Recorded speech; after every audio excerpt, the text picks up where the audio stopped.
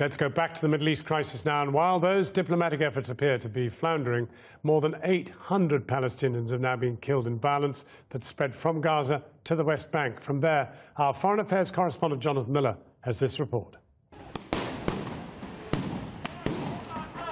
It's the last Friday in Ramadan, and in Jerusalem, known to Muslims as the noble city of Al-Quds, Israeli soldiers and paramilitary police were desperately trying to close the lid of this Pandora's box. Clashes were widely prophesied, despite Israel refusing entry to the sacred Al-Aqsa Mosque to all men under 50.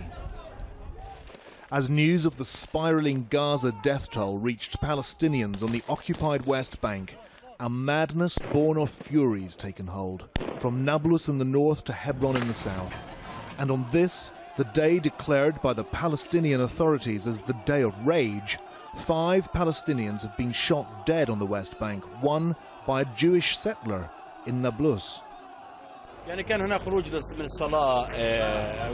As people were leaving Friday prayers, a settler drove by in his car and fired into the crowd. 4 were injured, 1 was killed. Then the Israeli army arrived and killed another man. Among 3 killed near Hebron, Hashem Abu Maria, a Palestinian human rights activist who worked with the group Defense for Children. To the 5 dead and 200 injured today, add 287 injured in rioting overnight, in which a 17-year-old was killed. More than 150 had gunshot wounds. This is Kalandia refugee camp between Jerusalem and the West Bank capital Ramallah. Tens of thousands marched to an Israeli checkpoint there to protest against the offensive over in Gaza. It was the biggest demonstration since the end of the Second Intifada, or uprising, nearly a decade ago. Something has suddenly changed. Something snapped. Raw hatred on both sides is beginning to explode.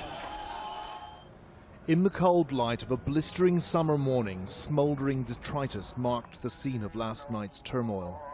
Twitchy Israeli soldiers, fingers on triggers, kept close watch on their restive Palestinian neighbors. Others stood in groups under a soot-clad roasted watchtower. Spent brass bullet casings from live rounds lay scattered in the debris alongside Palestinian ammunition, rocks and marbles. This is Mohammed Al-Araj, the 17-year-old schoolboy shot in the head, left arm and left leg. He died in Ramallah Hospital. There we found his friend Wissam, also 17, who'd been next to Mohammed last night. He too was shot. A bullet had gone straight through his lower leg, splintering the bone. I felt something very hot on my leg, he told me. I tried to run, but couldn't. He said he'd gone along because he felt angry about what was happening in Gaza.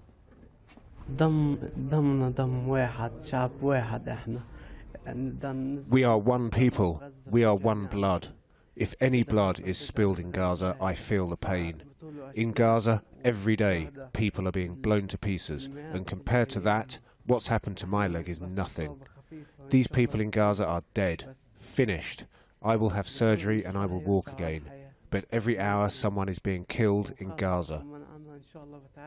Mohammed Al-Araj was my best friend, my classmate. He is dead. I am so angry about this. A convoy rolls into the Ramallah hospital. The Palestinian prime ministers turned out to talk to doctors and to patients. I think it's time to stop this aggression, to stop this occupation. It's time to stop double standards for the international community, to stop this occupation. It has to come to an end. We have to live as any other nation, a sovereign Palestinian independent state with East Jerusalem as its capital. So what is happening here, you know, it's spreading. It's like a wildfire catching hold. Are you concerned that this could be a third intifada happening? He didn't like the question. If he'd said yes, he'd run the danger of appearing to endorse this putative uprising. He could lose his EU funding. If he'd said no, he'd run the risk of appearing to betray his people. Midday, and we're back in Kalandia refugee camp. Mohammed's body's in the mosque. But before they bury him, the imam leads the Friday prayers. He preached an angry and defiant sermon. This, he said, is now a battle for all Arabs and all Muslims. But where are they all, he asked.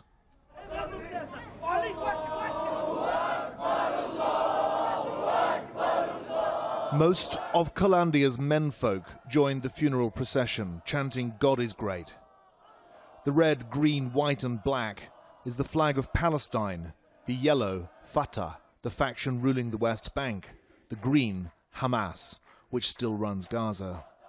The battered body of Mohammed al-Araj, now elevated to the status of shaheed or martyr, was finally born from Calandia Mosque. Over the past 2 weeks, we've watched events unfold and this situation escalate. It feels like there is an appalling inevitability about the direction in which this is all now heading.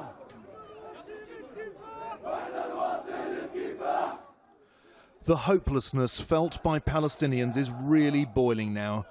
Diplomatic failure to negotiate a Gaza ceasefire, the rising body count there, no renewal of peace talks on the political horizon, and Israel's broken promises to release Palestinian prisoners may just prove too much to bear. Murals and graffiti adorn the concrete wall that separates Israel from the Palestinian territories. From Palestine with love, this says. But there is no love lost here. And someone with a sardonic sense of humour has painted this. Presumably it means it's not.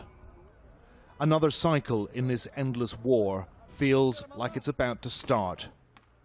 Jonathan Miller, Channel 4 News, on the West Bank.